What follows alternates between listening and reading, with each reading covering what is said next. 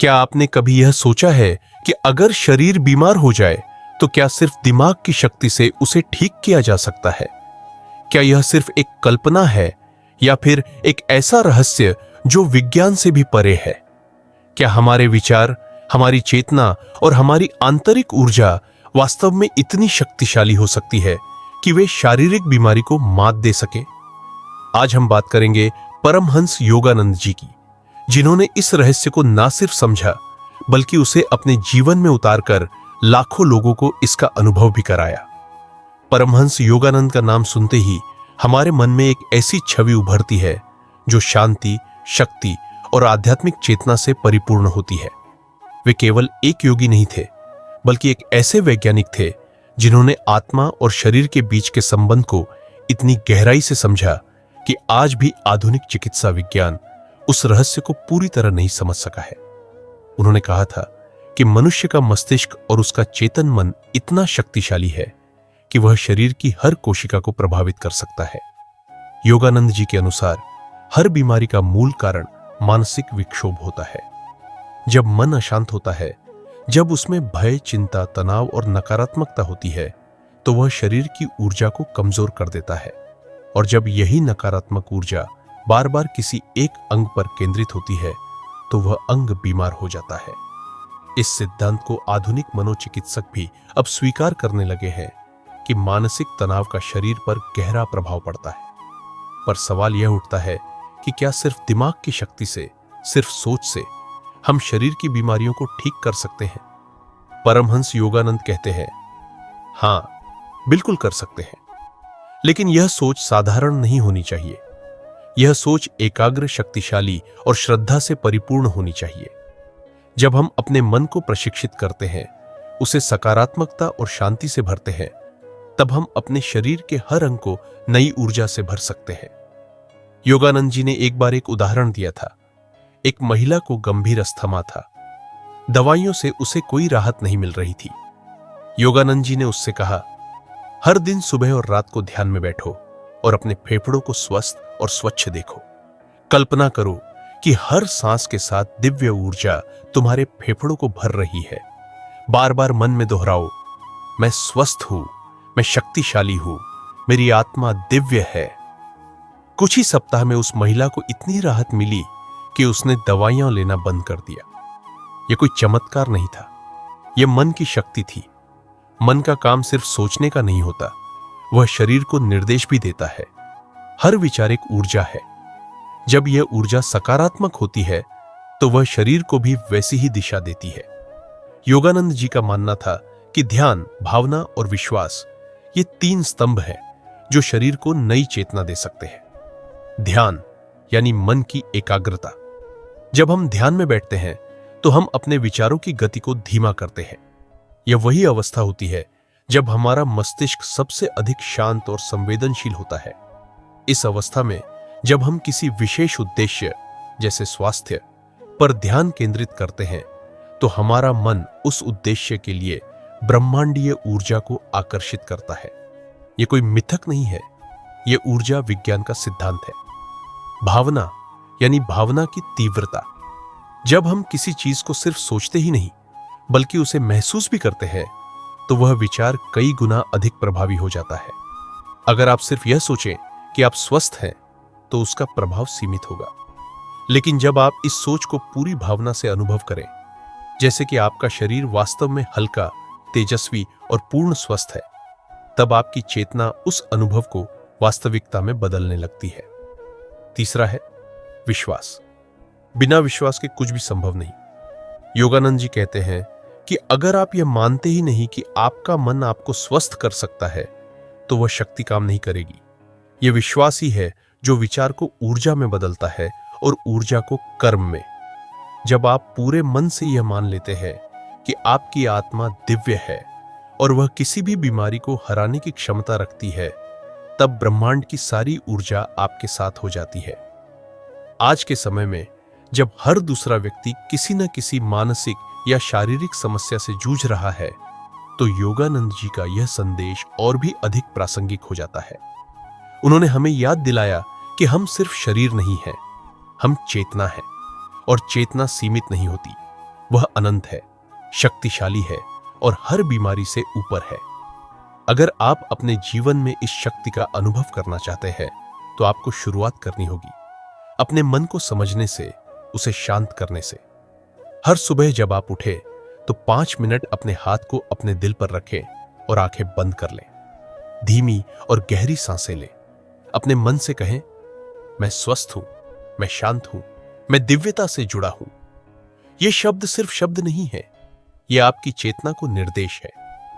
जब आप यह अभ्यास नियमित रूप से करेंगे तो कुछ ही हफ्तों में आप देखेंगे कि आपके विचार बदलने लगे हैं, आपका शरीर हल्का लगने लगा है, आपकी नींद बेहतर हो रही है और आपका तनाव धीरे धीरे कम हो रहा है।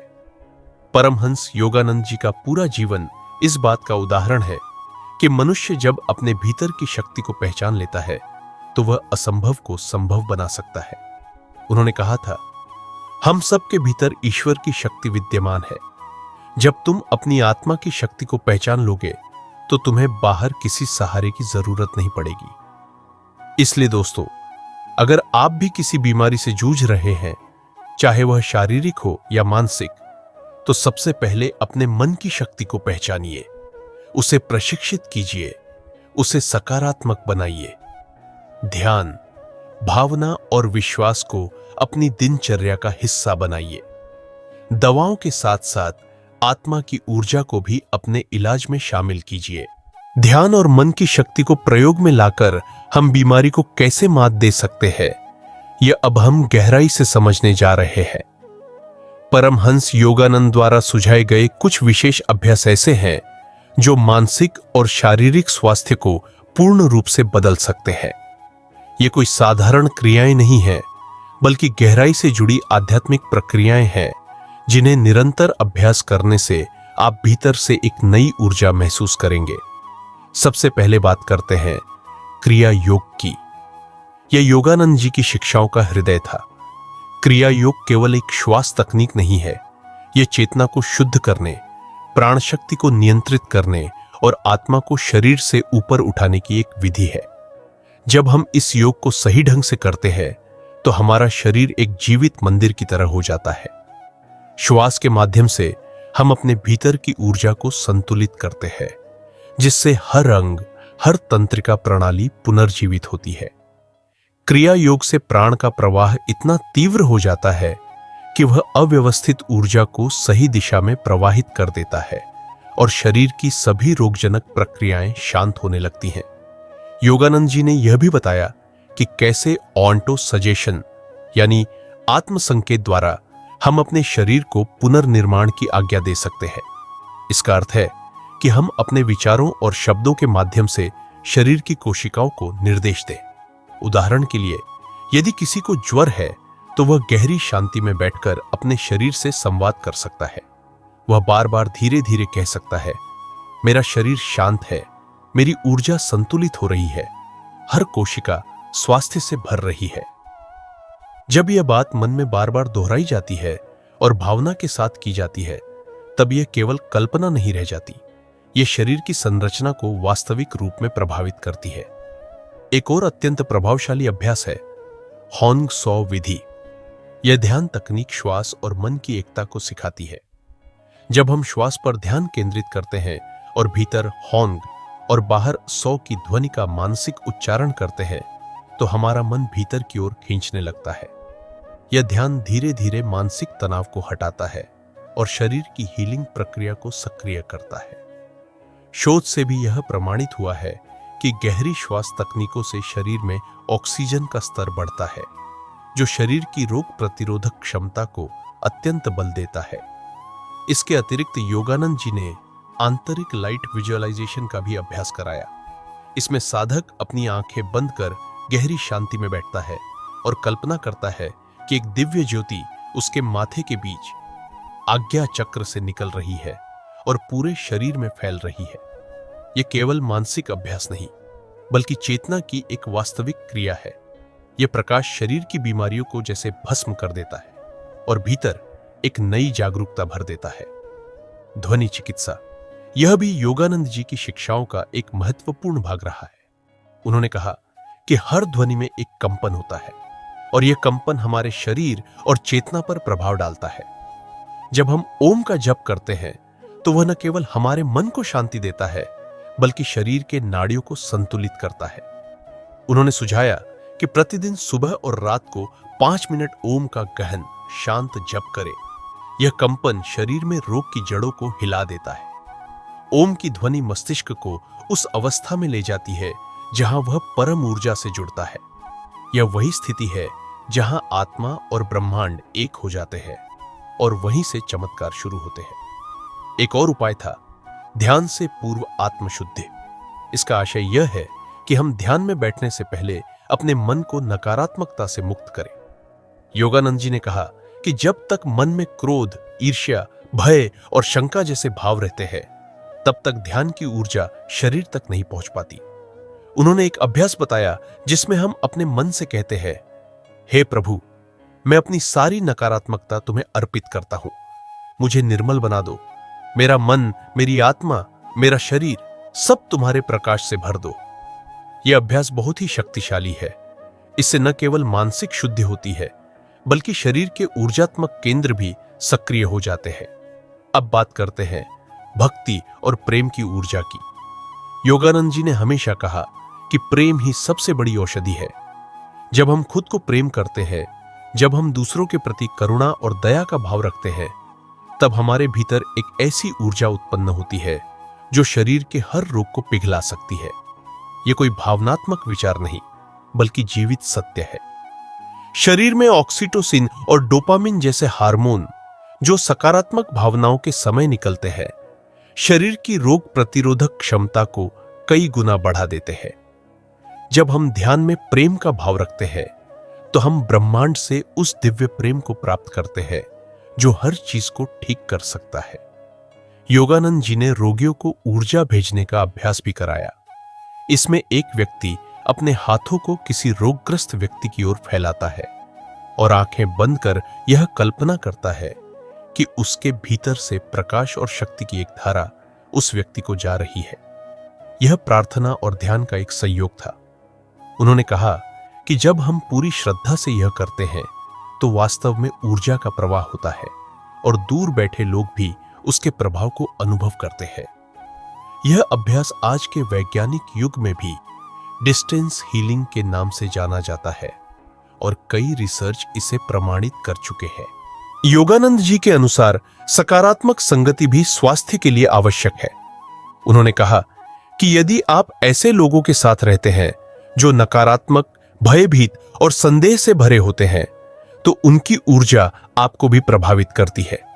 इसलिए उन्होंने सुझाव दिया कि ऐसी संगति चुनिए जहां लोग ध्यान करते हों, शांति से रहते हों और ईश्वर में आस्था रखते हो।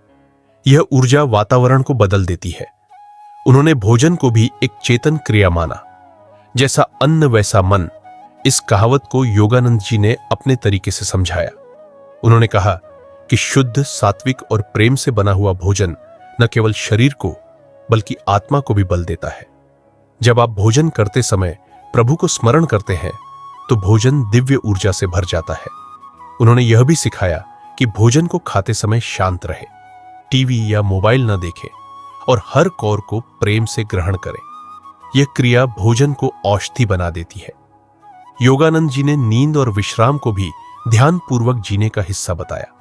उन्होंने कहा कि जब आप नींद में जाते हैं तो भी अपने मस्तिष्क को शांति का संकेत दें। सोने से पहले यह कहना, हे ईश्वर, आज का दिन तुम्हारे चरणों में अर्पित करता हूं। मेरी आत्मा अब तुम्हारी गोद में विश्राम करेगी। मस्तिष्क को एक ऐसी अवस्था में ले जाता है जहां गहरी विश्रांति संभव होती है और यही विश्रांति शरीर को पुनः ऊर्जावान बनाती है। मन, आत्मा और शरीर के इस त्रिकोण को समझना ही योगानंद जी की शिक्षाओं की गहराई है। उन्होंने कभी भी सिर्फ बाहरी तकनीकों पर बल नहीं दिया। उन्होंने सिखाया कि जब तक भीतर की चेतना जागृत नहीं होती तब तक कोई भी तकनीक सिर्फ सतही असर ही दे सकती है, लेकिन जब आप आत्मा की शक्ति से जुड़ जाते हैं तो साधारण क्रियाएं भी चमत्कार कर सकती हैं। उनका एक प्रिय वाक्य था, तुम्हारी आत्मा अमर है, अपराजेय है। जब तुम अपनी आत्मा से जुड़ते हो तब तुम्हें कोई रोग, कोई दुख, कोई मृत्यु भयभीत नहीं कर सकती। यह वाक्य केवल प्रेरणा नहीं है, यह एक जीवन दर्शन है। जब कोई व्यक्ति इसे अपने जीवन में उतारता है तो वह एक साधारण इंसान से एक दिव्य योद्धा बन जाता है। अंत में योगानंद जी ने यह स्पष्ट किया कि बीमारी केवल एक चेतावनी है। यह शरीर का संकेत है कि अब तुम्हें भीतर देखना चाहिए, आत्मा से जुड़ना चाहिए। उन्होंने कहा, बीमारी को शत्रु मत समझो, वह तुम्हें तुम्हारी आत्मा की ओर ले जाने आया है। उसका धन्यवाद करो, उससे सीखो और फिर अपनी चेतना की शक्ति से उसे विदा कर दो। यह शिक्षाएं केवल शब्द नहीं है, ये जीवन का सार है। और यदि आप इन्हें अपनाते हैं तो न केवल आपकी बीमारी ठीक हो सकती है, बल्कि आप एक नए जीवन की ओर अग्रसर हो सकते हैं। एक ऐसा जीवन जो प्रकाश से भरा हो, आनंद से भरा हो और ईश्वर से जुड़ा हो। जब कोई व्यक्ति स्वयं को भीतर से बदलने के मार्ग पर चलता है तो वह केवल बीमारी से मुक्ति नहीं पाता, वह स्वयं को ही नया जन्म देता है। परमहंस योगानंद की शिक्षाओं की यही सबसे अद्भुत बात है। वे सिर्फ उपचार की बात नहीं करते, बल्कि रूपांतरण की बात करते हैं। और यह रूपांतरण तब होता है जब हम केवल विचारों से नहीं, बल्कि संपूर्ण जीवन से अपने आप को बदलते हैं। अब तक हमने समझा कि कैसे ध्यान, भावना, विश्वास, ऊर्जा और प्रेम के माध्यम से शरीर को स्वस्थ किया जा सकता है। लेकिन योगानंद जी के अनुसार यह यात्रा तब अधूरी रह जाती है जब तक हम ईश्वर से अपना संबंध पूर्ण रूप से नहीं जोड़ते। उन्होंने कहा, स्वास्थ्य केवल शरीर की स्थिति नहीं है, यह आत्मा और परमात्मा के बीच की सामंजस्यपूर्ण धारा है। यही वह बिंदु है जहां रोग केवल एक चुनौती नहीं रह जाता, बल्कि एक अवसर बन जाता है ईश्वर से गहरे संबंध स्थापित करने का। इस अंतिम चरण में योगानंद जी ने जिस पर विशेष बल दिया वह था समर्पण। उन्होंने बार बार यह सिखाया कि जब मनुष्य सभी प्रयास करने के बाद, जब ध्यान, भावना, क्रिया, जप सब कुछ करने के बाद अंत में स्वयं को परम शक्ति के चरणों में समर्पित कर देता है, तब चमत्कार घटते हैं। यह समर्पण केवल शब्दों का खेल नहीं है, यह भीतर से ईश्वर पर पूर्ण विश्वास का भाव है। योगानंद जी ने एक सुंदर उदाहरण दिया। एक बीमार युवक जो वर्षों से असाध्य रोग से जूझ रहा था, उसके पास आया।